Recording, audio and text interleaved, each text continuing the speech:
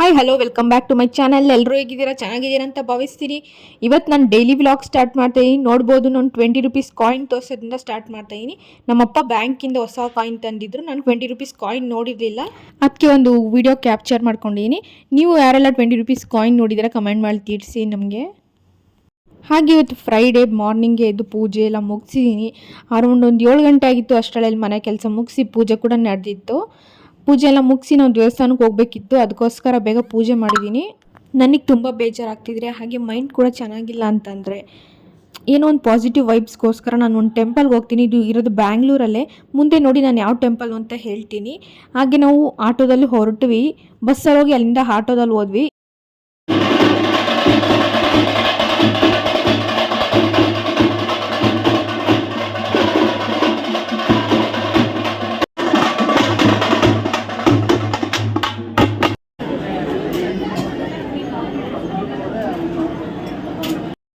Friday ಆಗಿರೋದ್ರಿಂದ ತುಂಬ rush ಇದ್ರು. ಇದು ಬಂಡಿ ಮಹಾಕಾಳಮ್ಮ ಟೆಂಪಲ್ ಗುಟ್ಟಳ್ಳಿ ಹತ್ರ ಇದೆ. ಬ್ಯಾಂಗ್ಳೂರ್ ನಿಯರ್ ಇರೋ ಒಂದ್ಸತಿ ವಿಸಿಟ್ ಮಾಡಿ, ತುಂಬಾ ಚೆನ್ನಾಗಿದೆ. ಹಾಗೂ ಹಳೆ ಟೆಂಪಲ್ ಅಂತಲೇ ಹೇಳ್ಬೋದು. ಇದು ಒಂದು ಜಾಗದಲ್ಲಿ ನಮಗೆ ವಿಗ್ರಹನ ಮುಟ್ಟಕ್ಕೆ ಬಿಡ್ತಾರೆ, ದೇವ್ರನ್ನ ಡೈರೆಕ್ಟಾಗಿ ಮುಟ್ಟಕ್ಕೆ ಬಿಡ್ತಾರೆ. ನೀವು ಒಂದ್ಸಲಿ ಹೋಗಿ ಅಲ್ಲಿ ನೀರು ಕೂಡ ಹಾಕ್ತಾರೆ, ಹಾಕಿಸ್ಕೊಂಡು ಬನ್ನಿ. ಹಾಗೆ ಇಲ್ಲಿ ಯಾರು ದೇವ್ರನ್ನ ಕರ್ಕೊಂಡು ಹೋಗ್ತಿದ್ರು, ಅದಕ್ಕೋಸ್ಕರ ಈ ಥರ ರೆಡಿ ಮಾಡಿದ್ರು 3 ದೇವ್ರನ್ನ. ಹಾಗೆ ಒಂದು ಗ್ಲಿಮ್ಸ್ ತೊಗೊಂಡಿದ್ದೀನಿ ನಾನು, ತುಂಬಾ ಚೆನ್ನಾಗಿ ಅಮ್ಮ ಕಾಣಿಸ್ತಿದ್ರು. ಹಾಗೆ ತುಂಬಾ ರಶ್ ಕೂಡ ಇತ್ತು. ನಾವು ಅಲ್ಲಿ ರೀಚ್ ಆಗೋಷ್ಟರಲ್ಲಿ ಒಳಗಡೆ ಒಂದು 2 ಅವರ್ಸ್ ಆಯಿತು ಕ್ಯೂ ಅಲ್ಲೆಲ್ಲ ಹೋಗಿ.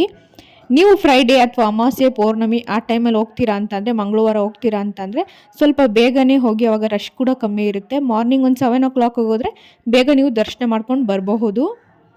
ಮಂಗಳವಾರ ಮತ್ತು ಶುಕ್ರವಾರ ಮಾತ್ರ ಅಮ್ಮನ ಮುಟ್ಟಿ ಅಲ್ಲಿ ನೀರು ಹಾಕ್ಸ್ಕೊಂಡೋಗಿ ಬಿಡ್ತಾರೆ. ನೀವು ಯಾವಾಗಾದ್ರು ವಿಸಿಟ್ ಮಾಡಬೇಕು ಅಂದರೆ ಮಂಗಳವಾರ ಅಥವಾ ಶುಕ್ರವಾರ ಹೋಗಿ, ತುಂಬಾ ಒಳ್ಳೆಯದಾಗುತ್ತೆ ನೀರೆಲ್ಲ ಹಾಕ್ಸ್ಕೊಂಡ್ರೆ.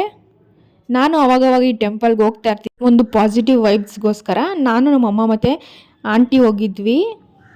ಪದ್ಮ ಆಂಟಿ, ಇವರು ನಮ್ಮ ಅಮ್ಮನ ಫ್ರೆಂಡು. ತುಂಬ ವರ್ಷಗಳಿಂದನೇ ನಮಗೆ ಫ್ರೆಂಡು, ಒಂದು 14 ವರ್ಷದಿಂದ ಫ್ರೆಂಡು ನಮ್ಮ ಅಮ್ಮಂಗೆ. ನಮ್ಮ ಮನೆ ಹತ್ರನೇ ಇದ್ದರು ಫಸ್ಟು, ಇವಾಗ ಬೇರೆ ಕಡೆ ಹೋಗಿದ್ದಾರೆ. ಹಾಗೆ ಆಂಟಿ ನೋಡಿಲ್ಲ ಅಂತ ಹೇಳ್ತಿದ್ರು, ಅದಕ್ಕೆ ಹೋಗಿದ್ವಿ ದೇವಸ್ಥಾನಕ್ಕೆ. ಹಾಗೆ ಅಲ್ಲಿ ದರ್ಶನ ಎಲ್ಲ ಆಯಿತು. ಬರ್ಬೇಕಾದ್ರೆ ಅದೇ ರೂಟಲ್ಲಿ ಗಾಳಿ ಆಂಜನೇಯ ದೇವಸ್ಥಾನ ಇತ್ತು, ಅದಕ್ಕೋಸ್ಕರ ಅಲ್ಲೂ ಹೋಗೋಣ ಅಂತ ಅಂದ್ಬಿಟ್ಟು ಹೆಂಗೂ ಒಂದು 11:30 ಆಗಿತ್ತು. ಅದಕ್ಕೋಸ್ಕರ ಹೋದ್ವಿ ನಾವು ದರ್ಶನ ಮಾಡ್ಕೊಬರೋಣ ಅಂತ. ಗಾಳಿ ಆಂಜನೇಯನ ದೇವಸ್ಥಾನ ದರ್ಶನ ಮಾಡಿಕೊಂಡು ಆಂಜನೇಯಂದು ಅಲ್ಲಿಂದ ಮನೆಗೆ ಹೊರಟ್ವಿ ನಾವು. ಒಂದೆರಡು ಫೋಟೋಸ್ ತೊಗೊಂಡಿದ್ದೀನಿ, ನಮ್ಮ ಅಮ್ಮದಾಗ್ಬೋದು ನಂದಾಗಿರ್ಬೋದು. ಸುಮ್ಮನೆ ಒಂದು ಮೆಮೊರೀಸ್ಗೋಸ್ಕರ ಇರಲಿ ಅಂತ ನಾನು ಎಲ್ಲರೂ ಒಂದು ಫೋಟೋ ತಕ್ಕಂತಾನೆ ಇರ್ತೀನಿ.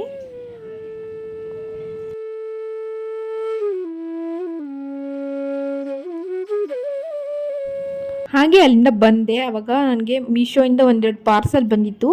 2 ಕುರ್ತಾ ಸೆಟ್ನ ಆರ್ಡರ್ ಮಾಡಿದ್ದೆ. ಅದನ್ನು ತೊಗೊಂಡು ವಿಡಿಯೋ ಮಾಡ್ಕೊತೀನಿ, ನಿಮಗೂ ತೋರ್ಸೋಣ. ಯಾರಿಗಾದ್ರೂ ಇಷ್ಟ ಆದರೆ ತೊಗೊಳ್ಳಿ. ನೋಡ್ಬೋದು, ಕ್ಲಾತ್ ಅಂತೂ ತುಂಬಾ ಚೆನ್ನಾಗಿದೆ. ಈ ಡ್ರೆಸ್ದು ಕಲರ್ ಕೂಡ ತುಂಬ ಚೆನ್ನಾಗಿದೆ. ಇದರಲ್ಲಿ ಒಂದು ಬ್ಲೂ, ಪಿಂಕ್, ಇನ್ನೂ ಒಂದು 3-4 ಕಲರ್ ಇದ್ದಾವೆ. ನಿಮ್ಗೆ ಯಾವ ಕಲರ್ ಇಷ್ಟ ಆಗುತ್ತೋ ಅದು ತೊಗೊಳ್ಳಿ. ನನಗೆ ಪರ್ಸ್ನಲ್ ಫೇವ್ರೇಟಾಗಿ ಯೆಲ್ಲೋ ಕಲರ್ ಇಷ್ಟ, ಅದಕ್ಕೋಸ್ಕರ ನಾನು ಯೆಲ್ಲೋ ಕಲರ್ ಚಾಯ್ಸ್ ಮಾಡ್ಕೊಂಡಿದ್ದೀನಿ. ಹಾಗೆ ನನ್ನ ಹತ್ರ ಯೆಲ್ಲೋ ಕಲರ್ ಜಾಸ್ತಿ ಕೂಡ ಇರಲಿಲ್ಲ. ಆ ರೀತಿಯಾಗಿ ಒಂದು ಬೆಲ್ಟ್ ಕೂಡ ಬಂದಿದೆ, ತುಂಬ ಚೆನ್ನಾಗಿದೆ. ನೀವು ಹಬ್ಬ ಆ ಟೈಮಲ್ಲೆಲ್ಲ ಹಾಕೊಳೋಕ್ಕೆ, ದೇವಸ್ಥಾನಕ್ಕೆ ಹಾಕೊಳೋಕ್ಕೆಲ್ಲ ತುಂಬ ಚೆನ್ನಾಗಿದೆ. ನೀವು ಒಂದ್ಸಲಿ ತೊಗೋಬೋದು. ನೋಡಿ, ಫೈನಲ್ ಔಟ್ಲುಕ್ ಈ ರೀತಿಯಾಗಿ ಕಾಣಿಸುತ್ತೆ. ಇದು ಫುಲ್ ಸ್ಲೀವ್ ಇದೆ, ಹಾಗೆ ಲಾಂಗ್ ಗೌನ್ ಇದು. ನೋಡಿ, ಔಟ್ಲುಕ್ ಅಂತೂ ತುಂಬಾ ಚೆನ್ನಾಗಿದೆ. ಈ ದುಪ್ಪಟಾನ ಈ ರೀತಿನೂ ಹಾಕೋಬೋದು, ಅಥವಾ ದೌಣಿ ಥರ ಹಿಂದೆಯಿಂದನೂ ಕೂಡ ಹಾಕೋಬೋದು. ಬೆಲ್ಟ್ ಕೂಡ ಚೆನ್ನಾಗಿದೆ, ಬೇರೆ ಡ್ರೆಸ್ಗೂ ನೀವು ಯೂಸ್ ಮಾಡ್ಕೋಬಹುದು. ನೋಡಿ, ದುಪ್ಪಟ ಕೂಡ ತುಂಬಾ ಉದ್ದ ಇದೆ. ಹಾಗೆ ಇನ್ನೊಂದು ಡ್ರೆಸ್ಸು, ಇದು ರೆಡ್ ಕಲರ್. ಈಗ ತುಂಬಾ ಟ್ರೆಂಡಿಂಗಲ್ಲಿರೋ ಆಲಿಯಾ ಕಟ್ ಡ್ರೆಸ್ ಇದು. ನಾನು ತೊಗೊಳೋಣ ಎಲ್ಲರ ಹತ್ರ ಇತ್ತು ಅಂತ ಒಂದು ಆರ್ಡರ್ ಮಾಡಿದ್ದೆ.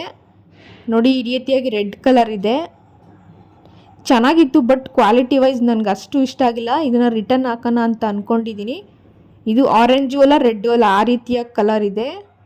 ನಿಮ್ಗೆ ಯಾರಿಗಾರು ಇಷ್ಟ ಆದರೆ ಇದನ್ನು ತೊಗೊಳ್ಬೋದು. ನನಗೆ ಒಂದು 50% ಇಷ್ಟ ಆಯಿತು ಅಷ್ಟೇ. ಆ ಪ್ಯಾಟ್ರನ್ ನನಗೆ ಅಷ್ಟು ಲುಕ್ಕಾಗಿ ಕಾಣಿಸ್ತಿರ್ಲಿಲ್ಲ, ಅದಕ್ಕೋಸ್ಕರ ನಾನು ರಿಟರ್ನ್ ಹಾಕಬೇಕು ಅಂತ ಇಟ್ಕೊಂಡಿದ್ದೀನಿ. ನಿಮಗೂ ಯಾರಿಗಾರು ಇಷ್ಟ ಆದರೆ ತೊಗೊಳ್ಳಿ ಅಂತ ನಾನು ಒಂದು ವಿಡಿಯೋ ಹೆಂಗೂ ಬಂದಿತ್ತಲ್ಲ ಅಂತ ಒಂದು ವಿಡಿಯೋ ಹಾಕಿದ್ದೀನಿ. ನಿಮ್ಗೆ ಇಷ್ಟ ಆಗಿರೋ ತಿಳಿಸಿ, ನಾನು ಇದನ್ನು ಲಿಂಕ್ ಕೂಡ ಶೇರ್ ಮಾಡ್ತೀನಿ. ನೋಡಿ, ಫೈನಲ್ ಆಗಿ ಈ ರೀತಿಯಾಗಿ ಕಾಣುತ್ತೆ ಇದು. ಇದಕ್ಕೆ ದುಪ್ಪಟ ಹಾಗೂ ವೇಲ್ ಕೂಡ ಇದೆ, ಒಂದು ಸಾಫ್ಟ್ ಕ್ಲಾತ್ ಇದೆ.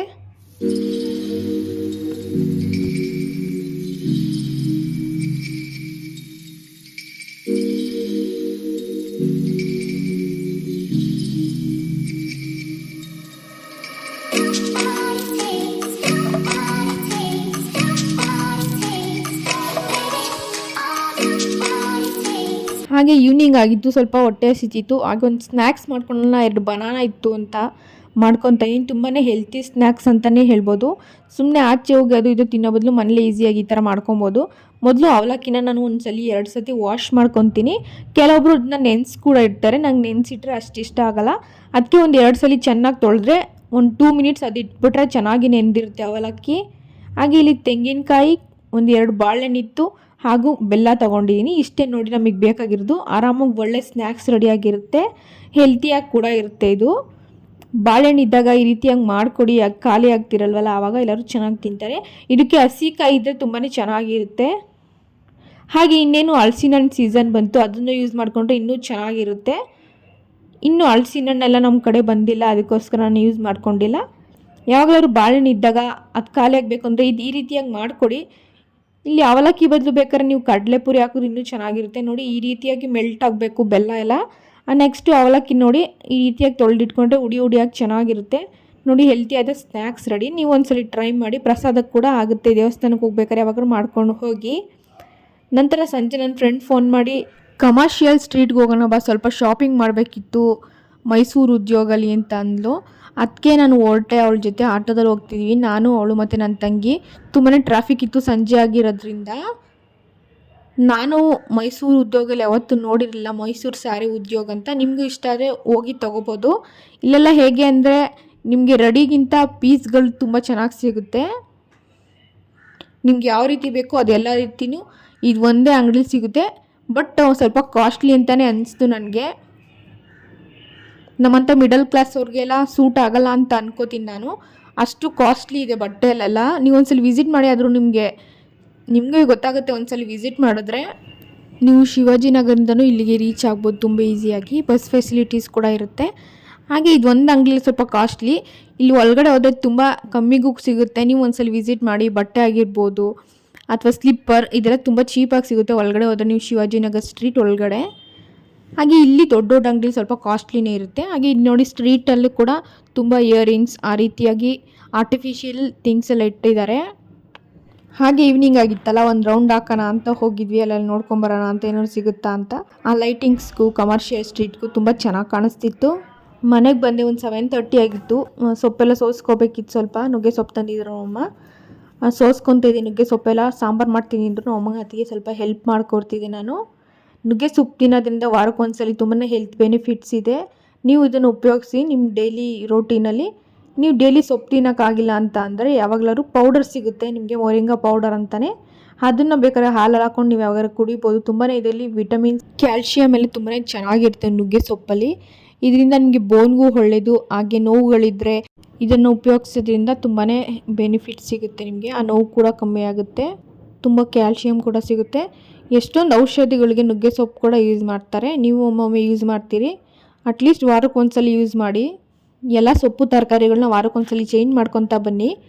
ಹಾಗೆ ಇಲ್ಲಿ ನಾನು ಸ್ವಲ್ಪ ಸೊಪ್ಪನ್ನ ಒಗ್ಗರಣೆ ಮಾಡ್ಕೊತಾ ಇದ್ದೀನಿ. ಅಮ್ಮ ಸಾಂಬಾರು ಮಾಡ್ತಿದ್ರು, ಬೇಗ ಆಗೋಗ್ಬಿಡುತ್ತೆ ಇಬ್ಬರು ಮಾಡೋದ್ರಿಂದ ಅಂತ. ಹಾಗೆ ಇಲ್ಲಿ ನಾನು ತೊಗರಿಕಾಯಿನ ಹಾಕ್ಕೊಂಡಿದ್ದೀನಿ, ಬಿಕಾಸ್ ಸೀಸನಲ್ಲಿ ಇರೋದ್ರಿಂದ. ಇಲ್ಲ ಅಂತಂದರೆ ನೀವು ಮಾಮೂಲಿ ತೊಗರಿ ಬೇಳೆ ಕೂಡ ಹಾಕೋಬೋದು. ಸಿಗೋಣ ಮುಂದಿನ ವಿಡಿಯೋದಲ್ಲಿ. ಬಾಯ್.